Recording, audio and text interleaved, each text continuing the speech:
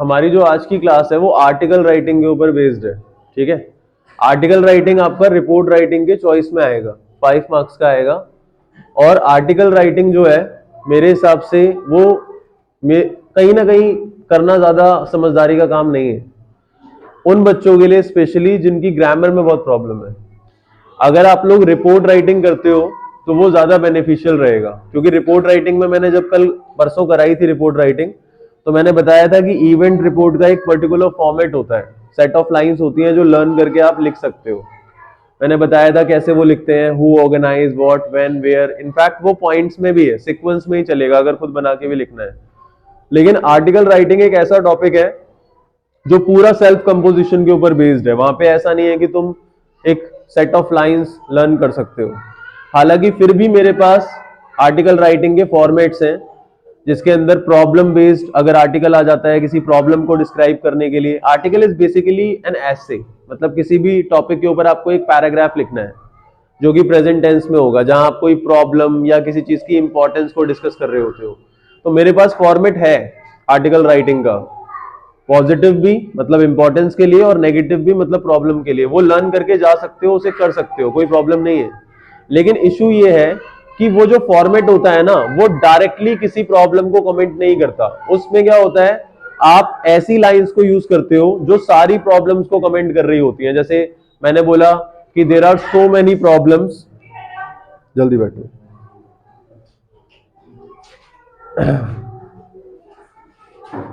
जैसे कि पीछे बैठ जाओ एक पे या उधर बैठ जाओ, कोई नहीं, हाँ इधर इधर बैठ जाओ, इधर बैठ जाओ, उसे हटा दो ना, मैं बैठ जाऊंगा वहां, बड़ी बात है। हाँ सुनो भाई, जैसे कि मैंने बोला, बच्चों प्लीज कीप क्वाइट, जैसे कि मैंने बोला there are so many problems in the way of progress of our country and one of those problems is child labour. कि भाई बहुत सारी प्रॉब्लम है जो हमारी कंट्री की प्रोग्रेस के रास्ते में है, और उनमें से तनिष को बाहर निकाल दूंगा मैं, आगे आवाज आई तो सुन लो मेरी बात, मैं फिर से डिस्क्राइब कर दूंगा। मैंने बोला कई सारी प्रॉब्लम्स है हमारी कंट्री के प्रोग्रेस के रास्ते में, और उनमें से एक प्रॉब्लम चाइल्ड लेबर है। It is one of the biggest reasons, ये एक बहुत बड़ा रीजन है कि हमारी कंट्री जो है वो डेवलप नहीं है। तो यहाँ पे मैं मतलब इधर उधर की बातें कर रहा हूं, एक्चुअली चाइल्ड लेबर की बात नहीं कर रहा कि भाई चाइल्ड लेबर क्यों होता है, उसके कॉजेस क्या हैं, उसके इफेक्ट्स क्या हैं। मैं बोलूंगा it is a big problem which is increasing day by day, it has become common these days, many people are facing it, it is responsible for the worst condition of our country। ये सारी lines जो है ये problem को मतलब actually describe नहीं कर रही है, इधर उधर चल रही है। मैं ये लाइन जो है वो हर प्रॉब्लम में बोल सकता हूँ, it is a big problem, चाहे वो पॉल्यूशन हो, चाहे वो चाइल्ड लेबर हो, चाहे वो पीयर प्रेशर हो, या कोई दूसरी प्रॉब्लम हो। तो फॉर्मेट है, लेकिन प्रॉब्लम ये है कि जो आप लोगों का सीबीएसई का मार्किंग स्कीम होता है ना बच्चों, उस मार्किंग स्कीम के अकॉर्डिंग जो एक्चुअल सब्जेक्ट है उस सब्जेक्ट को डिस्क्राइब अगर आप करोगे तो उसको कंटेंट माना जाता है। तो अगर आप एक्चुअल सब्जेक्ट को डिस्क्राइब ही नहीं करोगे तो फिर वहां पे आपको मार्क्स कैसे मिलेंगे। तो मैं अभी आज की क्लास में जो आपको आर्टिकल राइटिंग कराने वाला हूं, इसमें मैं ये समझाने वाला हूं कि अगर एक्चुअली हम आर्टिकल लिखते हैं, अगर हम सब्जेक्ट को कमेंट करते हैं, स्पेशली वो बच्चे जिनकी ग्रामर में ज्यादा प्रॉब्लम नहीं है, जिनकी स्पेलिंग मिस्टेक्स बहुत ज्यादा नहीं होती हैं, तो वो बच्चे इसको कैसे कर सकते हैं। ठीक है, तो वो मैं समझाऊंगा। इस गेट को बंद कर देना विशाल, ये ऐसे लगा दो, ये कुंडी सी है ना, इसको लगा दो, हो गया, ठीक है, थैंक यू। अब देखो करते कैसे हैं बच्चों। सबसे पहली चीज होती है जब हम आर्टिकल लिखते हैं तो टाइटल आता है। अब टाइटल क्या आएगा, जो भी हमारा टॉपिक होगा। जैसे अगर आप चाइल्ड लेबर पे लिख रहे हो तो चाइल्ड लेबर, पॉल्यूशन पे लिख रहे हो पॉल्यूशन, पीयर प्रेशर पे लिख रहे हो पीयर प्रेशर, ये हो गया डायरेक्ट आर्टिकल का टॉपिक, है ना। अगर चाहो तो इसको थोड़ा क्रिएटिवली भी लिख सकते हो, जैसे child labour a threat to country, peer pressure a threat to students life. मतलब अपने हिसाब से आप टाइटल लिख सकते हो। अगर आपको ज्यादा कुछ समझ नहीं आ रहा तो जिस बारे में हो रही है बात वो आपका टाइटल हो गया। अब इसके अंदर सबसे पहला पॉइंट बच्चों जो आता है उसे हम कहते हैं बैकग्राउंड। बैकग्राउंड क्या होता है इसको समझो। जैसे मान लो अगर आप चाइल्ड लेबर की बात कर रहे हो तो आप डायरेक्टली चाइल्ड लेबर से स्टार्ट नहीं करोगे। आप ये नहीं बोलोगे भाई चाइल्ड लेबर ये ऐसे नहीं बोलोगे। बैकग्राउंड में आप क्या करोगे, आप किसी ऐसी चीज को डिस्कस करोगे जो उस टॉपिक से डायरेक्टली कनेक्टेड है पर डायरेक्टली वो टॉपिक नहीं है। जैसे मान लो मैं चाइल्ड लेबर की बात कर रहा हूं, मुझे बताओ चाइल्ड लेबर से कनेक्टेड कोई चीज, चाइल्ड लेबर अगर है तो इसकी वजह से क्या होगा, क्या इफेक्ट पड़ेगा चाइल्ड लेबर से, बताओ। चाइल्ड लेबर बाल मजदूरी को कहते हैं। लेट्स से अगर हमारी कंट्री में चाइल्ड लेबर एग्जिस्ट करता है तो उससे क्या किसी भी तरीके का इफेक्ट पड़ेगा बच्चों की लाइफ पे या हमारी कंट्री के ऊपर? बच्चों को एजुकेशन नहीं मिलेगी, एजुकेशन नहीं मिलेगी तो हमारी कंट्री जो है वो डेवलप नहीं करेगी, क्योंकि कहीं ना कहीं बच्चे ही हमारी देश का क्या है, भविष्य है ना। अब मैं शुरुआत चाइल्ड लेबर से नहीं करूंगा, बल्कि मैं ये बोल सकता हूं it is very important that we develop या we contribute towards the development of our country. ये बहुत जरूरी है कि हम अपनी कंट्री के डेवलपमेंट के लिए कंट्रीब्यूट करें, उसके अंदर कोई योगदान दें, कंट्रीब्यूशन दें, है ना। और उस कंट्रीब्यूशन के लिए एक सबसे बड़ा रोल प्ले करते हैं बच्चे, क्योंकि बच्चे ही हमारे देश का क्या है, भविष्य है, जो आगे जाके हमारी कंट्री की डेवलपमेंट के लिए रिस्पॉन्सिबल है। जल्दी आओ, जल्दी इधर बैठ जाओ, विशाल बाहर निकल जाना, अंदर की तरफ चले जाओ। बैठो, मेरा बैग उस साइड कर देना हमेशा, कि इस साइड तुम उस साइड चले जाना। मैं एक बार फिर से सारा का सारा पॉइंट समझा दूंगा, एक बार इसको कंटिन्यू करते हैं, ठीक है। तो मैंने क्या बोला, जैसे मान लो मैंने यहाँ पे बताया कि भाई हमारे जो चिल्ड्रन है वही फाउंडेशन है कंट्री का डेवलपमेंट का, वही हमारी कंट्री के भविष्य के लिए, उज्जवल भविष्य के लिए रिस्पॉन्सिबल है। फिर मैंने कनेक्ट करी लाइन सब्जेक्ट से, बैकग्राउंड के बाद मैंने किससे कनेक्ट करी, सब्जेक्ट से। सब्जेक्ट क्या है हमारा, चाइल्ड लेबर। फिर मैं कैसे कनेक्ट करूंगा कि भाई हमारे देश का भविष्य जो हमारी कंट्री के पॉजिटिव डेवलपमेंट के लिए रिस्पॉन्सिबल है, वो कहां जा रहा है, अंधकार में जा रहा है। कैसे जा रहा है अंधकार में, क्योंकि वो अफेक्टेड है किससे, चाइल्ड लेबर से। समझ में आई बात? मैं फिर से समझा देता हूं, शुरुआत कर देता हूं, जो भी बच्चे लेट आए हैं ध्यान से समझ लो। हमारा टॉपिक है बच्चों article writing. Article writing basically क्या होता है, ये होता है अ composition of ideas. A composition of ideas का मतलब बच्चों ये होता है कि हमें अपने आइडियाज को एक शेप देना है कि भाई ये चीज है तो इसके बारे में मेरा ये ओपिनियन है, ये आइडियाज है, ये मेरे विचार है। जैसे मान लो मैं अगर यहाँ पे चाइल्ड लेबर की बात कर रहा हूं तो मुझे चाइल्ड लेबर के बारे में सारी की सारी बातें बतानी है कि भाई चाइल्ड लेबर क्या है, चाइल्ड लेबर क्यों होता है, चाइल्ड लेबर की वजह से क्या होता है, चाइल्ड लेबर को हम कैसे रोक सकते हैं। जो भी मेरा ओपिनियन है, जितनी भी मेरी बातें हैं, जो भी मेरे फैक्ट्स हैं, जो मेरे माइंड में इंफॉर्मेशन है चाइल्ड लेबर से रिलेटेड, उसको मुझे एक शेप देना है बच्चों, एक आकार देना है मुझे। इसको समझो, जब भी आप अपना कोई ओपिनियन किसी भी बात के बारे में शेयर करते हो तो उसके ना बच्चों सर हाथ पैर होते हैं। जस्ट इमेजिन अगर सर सबसे नीचे हो जाए तो क्या होगा, समझ में आ रही है बात? तो उसका एक शेप होता है। मतलब ऐसा नहीं है कि तुम डायरेक्टली स्टार्ट करोगे तो तुम पहले कॉजेस बताने लग जाओगे कि भाई प्रॉब्लम क्यों होती है। पहले हमें प्रॉब्लम को इंट्रोड्यूस करना होता है, फिर इंट्रोड्यूस करने के बाद हम बताते हैं कि भाई कॉज क्या है, क्यों हो रही है वो चीज, फिर बताते हैं कि उसकी वजह से क्या हो रहा है। आप ऐसे नहीं करोगे कि आप पहले बता रहे नहीं हो कि प्रॉब्लम क्या है, पहले ही बताने लग गए कॉजेस, या पहले ही इफेक्ट बताने लग गए और उसके बाद कॉजेस बता रहे हो। तो एक सीक्वेंस होता है, उस सीक्वेंस को आपको फॉलो करना पड़ता है। तो अगर कभी भी आप किसी भी टॉपिक पे आर्टिकल लिख रहे हो तो वो बेसिकली क्या है, अ कंपोजिशन ऑफ आइडियाज। मतलब आप अपने आइडियाज को एक शेप दे रहे हो, और जिस टॉपिक के बारे में वो है आपको सबसे पहले उसका टाइटल लिखना है, फिर सबसे पहला पॉइंट लिखना है बैकग्राउंड। बैकग्राउंड क्या होता है, उस टॉपिक के बारे में डायरेक्टली नहीं लिखना है बल्कि उससे रिलेटेड कोई चीज। जैसे मान लो अगर आप पॉल्यूशन के बारे में लिख रहे हो तो you can talk about the protection of environment, you can talk about the positive influence of good surroundings। अगर आप पीयर प्रेशर के बारे में बात कर रहे हो, मैंने उस दिन भी बताया था पीयर प्रेशर क्या होता है। भाई ये बंद होगा तो मुझे बता देना, ठीक है। पीयर प्रेशर क्या होता है, पीयर प्रेशर होता है competition among the people of same as.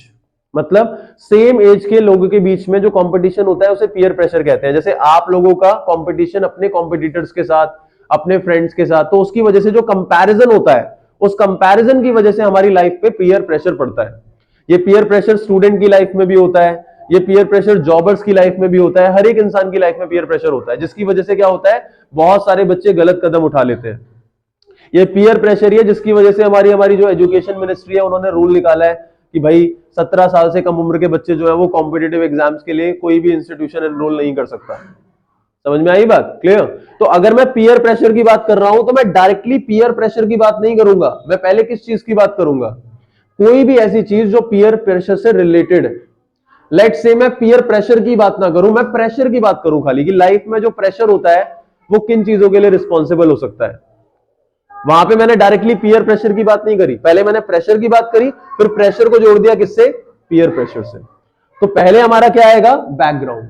Background मतलब कोई भी ऐसी चीज जो टॉपिक से डायरेक्टली रिलेटेड है, मतलब मैं उसकी बात करके फिर उसे टॉपिक से जोड़ सकता हूं। मैं एक बार एग्जांपल दिखाता हूं आप लोगों को। मान लो मैं पॉल्यूशन के ऊपर लिख रहा हूं, तो मैंने कैसे स्टार्ट करा, मैंने स्टार्ट करा कि भाई it is important to have a good environment which allows us to breathe smoothly and live a healthy life। मैंने इतना लिखा खाली, ज्यादा से ज्यादा 1 से 2 लाइन, इतना बैकग्राउंड है, ठीक है। इसका मीनिंग क्या हुआ भाई, ये बहुत इंपॉर्टेंट है कि एक अच्छा एनवायरमेंट हो, एक अच्छा वातावरण हो जो हमें अलाउ करता है स्मूथली ब्रीथ करने में, मतलब हम चैन से सांस ले सकते हैं और हम एक हेल्दी लाइफ जी सकते हैं। तो मैंने ये बैकग्राउंड में लिख दिया भाई इंपॉर्टेंस ऑफ गुड एनवायरमेंट। अब मैंने क्या करा, इसे जोड़ दिया सब्जेक्ट से। सब्जेक्ट मेरा क्या है, पॉल्यूशन। तो मैंने फिर यहां पे क्या लिखा, but nowadays pollution does not allow us to live peacefully. लेकिन आजकल जो पॉल्यूशन है वो हम लोगों को अलाउ नहीं कर रहा है, हम लोगों को अनुमति नहीं दे रहा है कि हम पीसफुली चैन से जी पाए। क्यों? क्योंकि पॉल्यूशन हमारे एनवायरमेंट को क्या कर रहा है, अफेक्ट कर रहा है, दूषित कर रहा है। तो मैंने पहले एनवायरमेंट के अच्छे होने की बात करी और फिर उसे किससे जोड़ दिया, पॉल्यूशन से जोड़ दिया। तो मेरे कहने का मतलब क्या है, जब भी आप आर्टिकल लिखोगे, मुझे पता है कई सारे बच्चे यहाँ पे जो बैठे होंगे उनके लिए बहुत मुश्किल चीज है। पहली प्रॉब्लम तो ये है, वो यही नहीं सोच पाएंगे भाई कि ये टॉपिक है, इस टॉपिक से रिलेटेड बैकग्राउंड में लिखूं क्या, है ना। और दूसरी प्रॉब्लम, अगर लिखूंगा भी तो फिर ग्रामर, क्या लिखूं, कैसे लिखूं, क्या वर्ड होगा। इसीलिए मुझे पता है तुम लोगों का सहारा फॉर्मेट ही होने वाला है लास्ट में, जो मैं तुम्हें दूंगा। लेकिन कोई नहीं, फिर भी एक बार समझने की कोशिश करो, थोड़ा बहुत प्रैक्टिस करने की कोशिश करना, हो सकता है कि तुम उसके अंदर इंप्रूव कर जाओ, ठीक है। चलो आगे बढ़ते हैं। आगे के पॉइंट इजी है, आगे के पॉइंट इजी है, वो ध्यान से समझ जाओगे। देखो सबसे पहली चीज क्या आ गई, बैकग्राउंड। बैकग्राउंड क्या होता है, कोई भी ऐसी चीज जो टॉपिक से रिलेटेड है और मैं उससे शुरुआत करूंगा और फिर टॉपिक पे आ जाऊंगा। ये हमारा कौन सा पैराग्राफ होगा बच्चों, ये हमारा फर्स्ट पैराग्राफ होगा, ठीक है। अब इस फर्स्ट पैराग्राफ के बाद सेकंड पैराग्राफ में क्या आएगा, सेकंड पैराग्राफ में कुछ कॉमन लाइंस आप लिख सकते हो। कॉमन लाइंस का मतलब जो लाइंस मैं फॉर्मेट में आप लोगों को दूंगा। जैसे मैंने बोला, it is a big problem which is increasing day by day, it has become common these days. ये लाइन किसी भी प्रॉब्लम में आ सकती है, किसी भी चीज की आप बात कर रहे हो। फिर इसके बाद क्या आएगा आपका, कॉजेज। कॉजेज का मतलब क्या होता है, कॉजेज का मतलब होता है रीजंस, मतलब वो प्रॉब्लम जिसकी हम बात कर रहे हैं वो क्यों हो रही है, आपको इसके बारे में बताना है। फिर कॉजेज के बाद आ जाएगा आपका इफेक्ट्स। इफेक्ट्स में आप क्या बताओगे कि इसकी वजह से क्या हो रहा है, इसकी वजह से क्या हो रहा है, रीजंस क्या है, और फिर इसका इफेक्ट क्या है। ये हो गया आपका सेकंड पैराग्राफ, ठीक है। सेकंड पैराग्राफ के बाद आएगा लास्ट पैराग्राफ, जिसके अंदर सबसे पहले आ सकता है सजेशंस, या फिर हम इसे कह सकते हैं सॉल्यूशन, कि हम इस प्रॉब्लम को किस तरीके से कंट्रोल कर सकते हैं, ठीक है। और लास्ट में अगर हमें कंक्लूजन लिखना है तो हम कंक्लूजन लिख सकते हैं। कंक्लूजन का मतलब क्या होता है, निष्कर्ष, ठीक है। ये हमारा थर्ड पैराग्राफ है। Let's discuss. मान लो मैं पीयर प्रेशर की बात कर रहा हूं, ठीक है। तो पीयर प्रेशर मतलब the competition among the students of same age, ठीक है। मुझे ये बताओ पीयर प्रेशर के कॉज क्या होते हैं, कोई भी कॉज बताओ पीयर प्रेशर का, कि भाई पीयर प्रेशर जो है वो क्यों होता है, क्या कॉज है, कारण। सबसे पहले कंपैरिजन, इन्होंने एक बताया कंपैरिजन, कि भाई हमारे पेरेंट्स या फिर हम खुद कंपैरिजन करते हैं। मतलब आपका कंपैरिजन आपके दोस्त से हो रहा है या आपके किसी रिलेटिव से हो रहा है, प्लीज ध्यान दो, जब तक चीजों पे ध्यान नहीं दोगे ना चीजें निकल के आएंगी नहीं। मैं भी ये समझाने वाला हूं कि अगर हम लिखेंगे तो कौन से टेंस को यूज करेंगे। सुन लो, तो कंपैरिजन एक कारण है। मान लो मुझे ये लाइन लिखनी है, मैंने ये बोला कि पीयर प्रेशर का सबसे बड़ा रीजन है कंपैरिजन, मुझे ये लाइन लिखनी है। So how will I write, बताओ। पीयर प्रेशर का सबसे बड़ा कारण है comparison. Anyone raise your hand. Peer pressure का सबसे बड़ा कारण है कंपैरिजन, बोलो।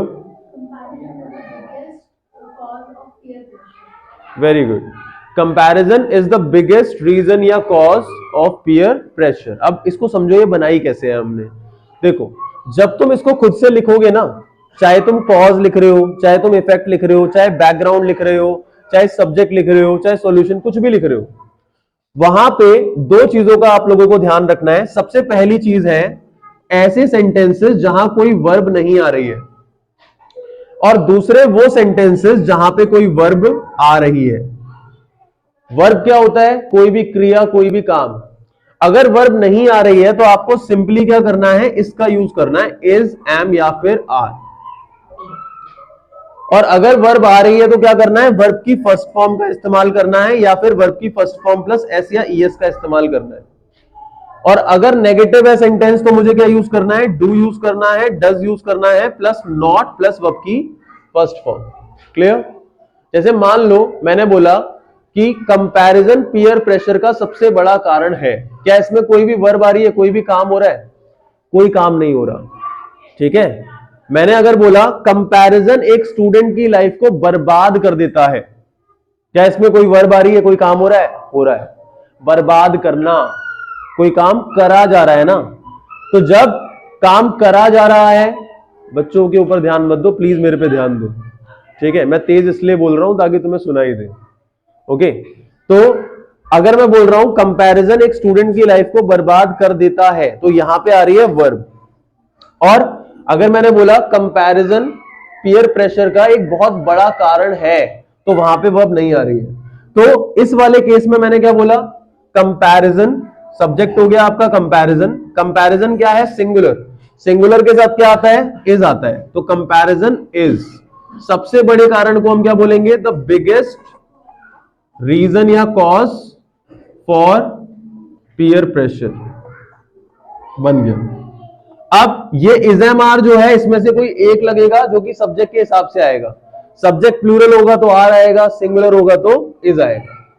सिंपली मेरा कंपैरिजन सब्जेक्ट है, फिर मैंने इज लगाया, फिर वो क्या है? बिगेस्ट रीजन पीयर प्रेशर का। अब इसी जगह अगर मुझे सेंटेंस बोलना है कि कंपैरिजन एक स्टूडेंट की लाइफ को बर्बाद कर देता है, तो बताओ इसकी इंग्लिश क्या होगी? बताओ आप। Comparison ruins the students life, या फिर कंपैरिजन डिस्ट्रॉयज अ स्टूडेंट्स लाइफ। देखो बच्चों ध्यान से देखो, मैंने क्या बोला? या तो वर्ब की फर्स्ट फॉर्म आएगी, या फर्स्ट फॉर्म के साथ क्या आएगा? एस या ईएस आएगा। सबसे पहले सब्जेक्ट क्या आया? कंपैरिजन। कंपैरिजन के बाद वर्ब की फर्स्ट फॉर्म प्लस एसईएस। बर्बाद करने को क्या कहते हैं? डिस्ट्रॉय। अब ये एसईएस जो है वो कहां लगता है? जब हमारा सब्जेक्ट सिंगुलर होता है वहां पे एसईएस लगता है। क्लियर? तो मैंने क्या लिखा? कंपैरिजन, डिस्ट्रॉय का हो गया डिस्ट्रॉयज अ स्टूडेंट्स लाइफ। मेरी बात समझो, अगर मैं तुम लोगों को अभी इनविटेशन करा रहा होता तो वो तुम्हारे को सीधे सीधे समझ आ रहा होता, क्योंकि वो फॉर्मेट बेस्ड है। जिस तरीके से मैंने तुम्हें जॉब लेटर समझाया, लेटर टू एडिटर समझाया, या फिर मैंने कल तुम्हें रिपोर्ट इवेंट वाली समझाई, आर्टिकल जो है ना वो सारे टॉपिक में सबसे ज्यादा टफेस्ट टॉपिक है। मैंने शुरू में ही तुम लोगों को बता दिया, ये कंपोजिशन है आइडियाज की। अच्छे अच्छे लोग इसको डिलीवर नहीं कर पाते हैं। समझ में आ रही है बात? इनफैक्ट टीचर्स नहीं कर पाते हैं कई बार इसे ड्राफ्ट। ये सारा का सारा खेल पता है बहुत सारी चीजों का है। जब आप आर्टिकल लिखते हो ना, सबसे पहली चीज होती है उस टॉपिक के बारे में माइंड में आइडियाज हो। सबसे पहला चैलेंज यही है। कई सारे लोगों का माइंड इतना क्रिएटिव नहीं होता, वो सोचते ही नहीं है कुछ। उनके अंदर अगर टॉपिक है तो 1 से 2 लाइन आती है, सब खत्म। और लिखना वहां पे 100 to 150, 150 to 200 वर्ड्स में होता है। तो पहली चीज ये है कि तुम्हें ये पॉइंट्स पता हो, ताकि तुम अपने आइडियाज को थोड़ा सा एक्सपेंड कर पाओ। ठीक है? फिर दूसरी प्रॉब्लम ये आती है कि उनके पास वर्ड्स नहीं होते। अगर आइडियाज होते हैं तो वर्ड्स नहीं होते, वोकैबुलरी नहीं होती कि भाई इसको इंग्लिश में क्या कहेंगे, इसको क्या कहेंगे। अगर वोकैबुलरी भी आ गई तो उनके पास रूल्स नहीं होते, उनको पता नहीं होता मैं रूल क्या लगाऊं, कैसे लगाऊं। अगर रूल भी आ गए तो उनको यह समझ में नहीं आता कि सब्जेक्ट क्या होता है, ऑब्जेक्ट क्या होता है, वर्ब क्या होता है। बच्चों का हाल बहुत ज्यादा बुरा है इंग्लिश के अंदर। इसीलिए जब मैं समझाने की कोशिश कर रहा हूं तो इसको समझने की कोशिश करो। क्यों? क्योंकि हो सकता है रिपोर्ट आए और सीबीएसई का कुछ पता नहीं है, ये भी हो सकता है कि रिपोर्ट दे ही ना, दोनों आर्टिकल ही दे दे किसी सेट के अंदर। क्या कर लोगे तुम वहां पे? टीचर को ये थोड़ी बोलोगे कि नहीं मैम रिपोर्ट आना था, यहां तो रिपोर्ट आया ही नहीं हमारे में, फंस गए फिर। तो अभी तुम ये सोच रहे होगे माइंड में कि हम तो रिपोर्ट कर लेंगे, हमें क्या समझना है। लेकिन आप लोग एक वॉरियर की तरह होते हो भाई, वॉरियर को सभी सिचुएशन के लिए तैयार रहना होता है, ऐसे ही तुम लोगों को भी। इसीलिए ध्यान दो इस टॉपिक के ऊपर, ये टॉपिक काफी ज्यादा इंपॉर्टेंट है। सबसे पहली चीज बैकग्राउंड, फिर subject, common lines, causes, effects, suggestions और कंक्लूजन। अगर कंक्लूजन समझ में नहीं आ रहा तो बस सजेशन, खत्म। क्लियर? अब मैं बात करता हूं यहां पे फॉर्मेट की। अगर फॉर्मेट आ रहा है तो हम फॉर्मेट कैसे लिख सकते हैं? फॉर्मेट में कुछ स्पेसिफिक सेट ऑफ लाइंस हैं जिनका आप यूज कर सकते हो। मैं एक बार पढ़ के बता देता हूं, लेकिन मेरा फोन है, ठीक है मैं डायरेक्टली पढ़ देता हूं, सुन लो। उसमें कुछ नहीं करना, आपने टाइटल लिखा, ये आपका मान लो नेगेटिव आर्टिकल है। नेगेटिव आर्टिकल का मतलब क्या हुआ? किसी प्रॉब्लम के ऊपर बेस्ड है। तो आपने कुछ नहीं करना, आपने उसका टाइटल लिखना है, जैसे पॉल्यूशन हो गया, पीयर प्रेशर हो गया, या फिर डाउरी सिस्टम हो गया, या इसके अलावा कोई दूसरी चीज हो गई। फिर आपने यहां स्टार्टिंग करी। स्टार्टिंग लाइन क्या है?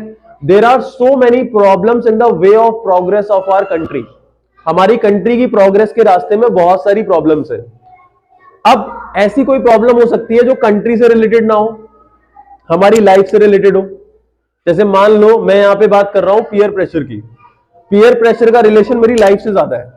तो मैंने यहां पे बोला there are so many problem in the way of progress of a students life and one of those problems is peer pressure. Dash में आ गया पीयर प्रेशर। अब अगर पॉल्यूशन की प्रॉब्लम है, पॉल्यूशन की प्रॉब्लम किसके लिए? कंट्री के लिए, वर्ल्ड के लिए, किसके लिए? मान लो वहां पे टॉपिक में लिखा हुआ है कि दिल्ली एनसीआर जो है वो फेस कर रहा है ये प्रॉब्लम पॉल्यूशन की, ठीक है। तो मैं क्या बोल सकता हूं? There are so many problem in the way of progress of our city. Question में जो कॉन्टेक्स्ट गिवन है उसके हिसाब से, and one of those problems is pollution. अगर मैं बात कर रहा हूं किसी दूसरी चीज की तो उसके हिसाब से आ जाएगा। अब इससे आगे की लाइन क्या होगी? शुरुआत करते हैं फिर से। There are so many problems in the way of progress of our country and one of those problems is child labour. It is one of the biggest reasons, ये एक बहुत बड़ा कारण है, that our country is not considered developed, कि हमारी country को develop नहीं माना जाता। अब पीयर प्रेशर वाले केस में तो ये नहीं आएगा, क्लियर? तो it is one of the biggest reason that students are not able to succeed in their lives. ये जो फॉर्मेट होता है ना, फॉर्मेट जो दिया जाता है, उसके लिए भी अकल चाहिए होती है। उसको याद रट्टा मार के नहीं करना होता कि भाई जहां पे भी आए लगा दिया। वहां पे चेंजेस करने होते हैं क्वेश्चंस के अकॉर्डिंग। अगर कंट्री के कॉन्टेक्स्ट में बात की जा रही है तो फिर उसके हिसाब से चेंज करना है। अगर हमारी सिटी की बात की जा रही है तो उसके हिसाब से करना है। समझ में आ रही है बात? इससे आगे भी कई सारी लाइंस है जो हम यूज कर सकते हैं। तो ये फॉर्मेट मैं आप लोगों को प्रोवाइड कर दूंगा, उसके थ्रू आप कर सकते हो, ठीक है।